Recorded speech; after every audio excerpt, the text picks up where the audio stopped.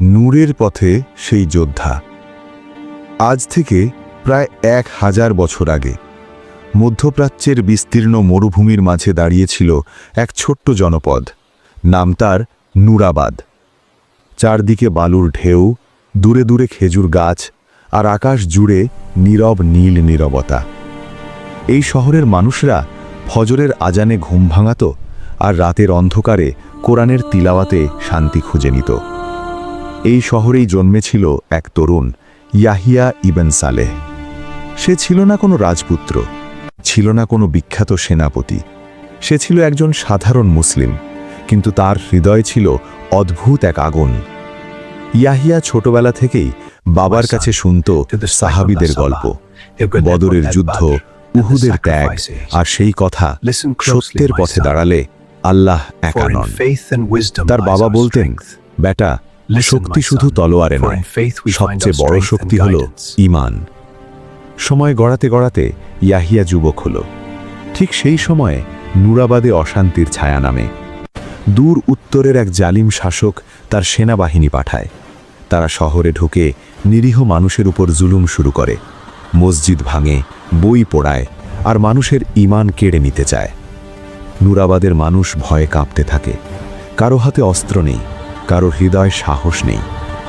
সেই রাতে মসজিদের ভাঙা মিনারের নিচে ইয়াহিয়া একা বসে কাঁদছিল।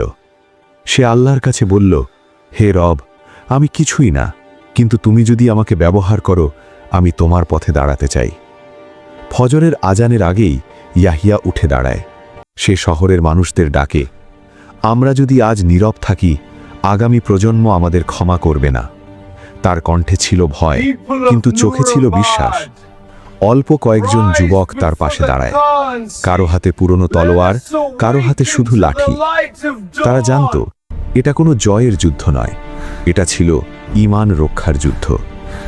সূর্য উঠতেই শত্রু সেনারা আবার শহরে ঢোকে। ধুলো উড়ে যায়, আকাশ ভারী হয়ে ওঠে। ঠিক তখন ইয়াহিয়া সামনে এগিয়ে যায়। সে চিৎকার করে বলে, আল্লাহু আকবার।